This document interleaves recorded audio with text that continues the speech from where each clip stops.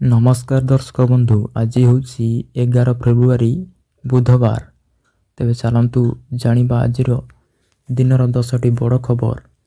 तो ता पूर्वर समस्त खबर जानिबा पाई वीडियोटी को शेष पर्यंत देखंतु एवं जदि आम चैनल को आपण प्रथम थर पई देखुछंती तेबे चैनल को सब्सक्राइब करी पाखरे थिबा बेल आइकन को प्रेस कर रखंतु समस्त खबर अपडेट पाइबा पाई। तेबे चलंतु नजर पकाइबा आजिर 10टी बड़ खबर उपरे। तो दर्शक बंधु, प्रथम खबर रही चलित वर्ष सबुठारु रेकर्ड भांगिब खरा, भयंकर गरम रे जलिब पूरा भारत। एलनिना को नहीं आसिला बड़ अपडेट। धीरे धीरे विदाय नेउछि शीत ऋतु आउ एबेठारु ग्रीष्म ऋतु तार उपस्थिति जणाइलाणी।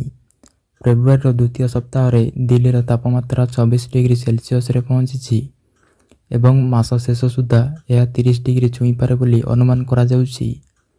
एथिरु अनुमान करा जाइछि जे मार्च, एप्रिल एवं जून एवं जुलाई मासरे देशर बहु अंचल भयंकर गरमर सामना करि पारे। तेबे पाणीपाग विभाग तरफरु सूचना मिली जे 2024 एवं 2025 रेकर्ड भंगा गरम परे एबे 2026 रे मध्य साधारणरू अधिक तापमात्रा रहिबार आशंका रहिछि। यही प्रभाव 2028 पर्यंत जारी रही पारे, जार प्रमुख कारण प्रशांत महासागर रे एलनिनोर सक्रियता और जलवायु परिवर्तन अटे। परवर्ती खबर, पीएम को सीट घेरिले एवं कागजपत्र चिरी बाचस्पति को फिंगिले। ओम बिरला को चिठी लिखि एक्शन दाबी कले बीजेपी महिला सांसद। लोकसभा बाचस्पति ओम बिरला को बीजेपी महिला सांसद चिठी लिखिछंती। विरोधी सांसदंकर विरोध रे कार्यानुष्ठान दाबी करी चिठी लिखिछंती बीजेपी महिला सांसद। गत 4 तारिख विशृंखलित आचरण पई कड़ा कार्यानुष्ठान दाबी करिछंती।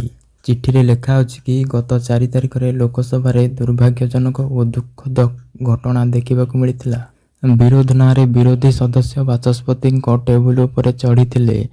सबु मर्यादा लंघी कागजपत्र चिरी बाचस्पति आड़कू मध्य फिंगिथिले। किछि महिला सदस्य मध्य प्लाई कार्ड धरी प्रधानमंत्री को आसन घेरिथिले। तेबे आमे अनुरोध करुछु कि नियम अनुଯାयी कड़ा कार्यानुष्ठान नियंतु। परवर्ती खबर, 2 दिनर वृद्धि परे सुनार दर रे रेकर्ड ह्रास पाइछि। रूपा मध्य 2000 को खसीछि।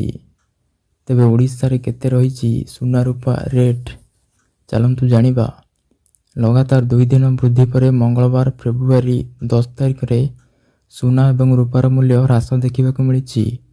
अमेरिकीय डॉलर शक्तिशाली हेबा एवं प्रमुख अमेरिकीय श्रम बजार और मुद्रास्फीति तथ्य पूर्वर निवेशक माने सतर्क मनोभाव ग्रहण करने जो मूल्यवान धातुगुड़िकर दरदाम ह्रास पाई। परवर्ती खबर, गुरुवार भारत बंद, ओडिशा रे पड़िबो बंदर प्रभाव।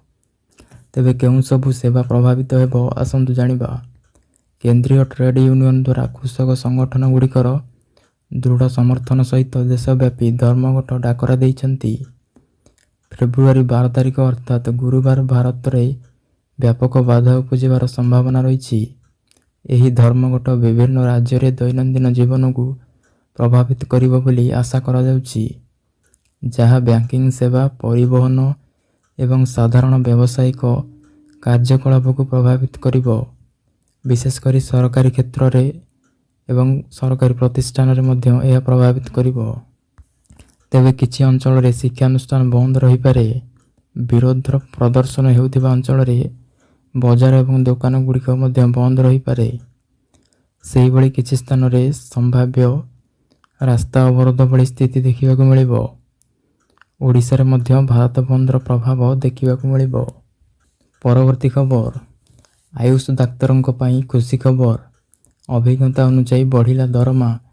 मुख्यमंत्री श्री मोहन चरण माझी राज्य रे जातीय स्वास्थ्य मिशन अधीन रे कार्यरत चुक्तिभित्तिक आयुष डाक्तर मानक दरमा वृद्धि पई निष्पत्ति नेइछंती।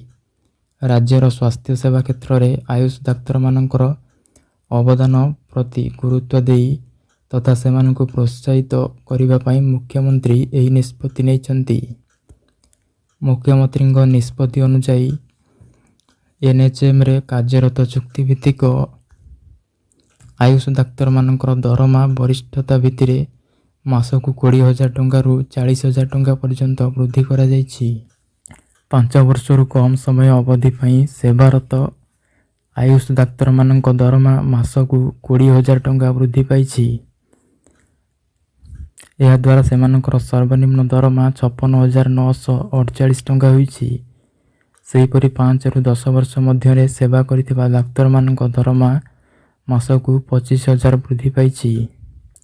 ପରବର୍ତ୍ତୀ ଖବର, ପରୀକ୍ଷାରେ କପି କଲେ 5 ବର୍ଷ ଜେଲ୍ ହେବ ଏବଂ 10 ଲକ୍ଷ ଟଙ୍କା ଜୋରିମାନା ହେବ। ତେବେ ମାଟ୍ରିକ ଏବଂ ଯୁକ୍ତ 2 ପରୀକ୍ଷାରେ କପି କଲେ 5 ବର୍ଷ ଜେଲ୍ ହେବ ଏବଂ 10 ଲକ୍ଷ ଟଙ୍କାର ଜୋରିମାନା ଦେବାକୁ ପଡ଼ିପାରେ ବୋଲି ସୂଚନା ମିଳିଛି। ମାଟ୍ରିକ ଏବଂ ଯୁକ୍ତ 2 ପରୀକ୍ଷାରେ କଡ଼ା ସୁରକ୍ଷା ବ୍ୟବସ୍ଥା ଗ୍ରହଣ କରାଯାଇଛି। କପି ରୋକିବାକୁ ବ୍ୟବହାର ହେବ AI ଏବଂ QR କୋଡ୍। AI କ୍ୟାମେରା ନଜରରେ ରହିବ ପୁରା ପରୀକ୍ଷା କେନ୍ଦ୍ର। ପ୍ରଶ୍ନପତ୍ରରେ ରହିବ QR କୋଡ୍। ଆସନ୍ତା ଫେବୃଆରୀ 18ରୁ ଯୁକ୍ତ 2 ଏବଂ ଫେବୃଆରୀ 19ରୁ ମାଟ୍ରିକ ପରୀକ୍ଷା ଆରମ୍ଭ ହେବାକୁ ଯାଉଛି। ପ୍ରତି ପ୍ରଶ୍ନପତ୍ରର ପ୍ରତିଟି ପୃଷ୍ଠାରେ QR କୋଡ୍ ଏବଂ ୟୁନିକ୍ ସିରିଏଲ୍ ନମ୍ବର ରହିବ। ଯଦି କେହି ପ୍ରଶ୍ନପତ୍ର ଫଟୋ ଉଠାଇ ଭାଇରାଲ କରେ ତେବେ ସେ କେଉଁ ସେଣ୍ଟର ଏବଂ କେଉଁ ପରୀକ୍ଷାର୍ଥୀଙ୍କର ତାହା ମାତ୍ର କିଛି ମିନିଟ୍ ମଧ୍ୟରେ ଜଣାପଡ଼ିବ। ପରବର୍ତ୍ତୀ ଖବର, ପ୍ରତି ମାସରେ ଆକାଉଣ୍ଟକୁ ଯିବ 1,700 ଟଙ୍କା।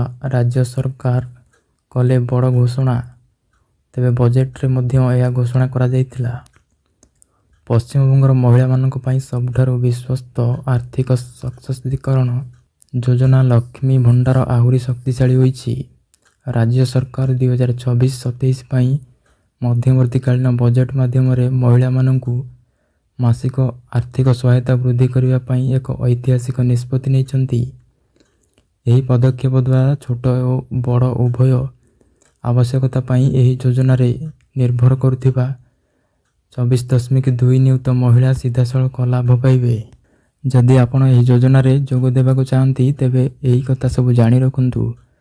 ମହିଳାମାନଙ୍କର ବୟସ 25 ବର୍ଷରୁ 60 ବର୍ଷ ମଧ୍ୟରେ ହୋଇଥିବା ଉଚିତ।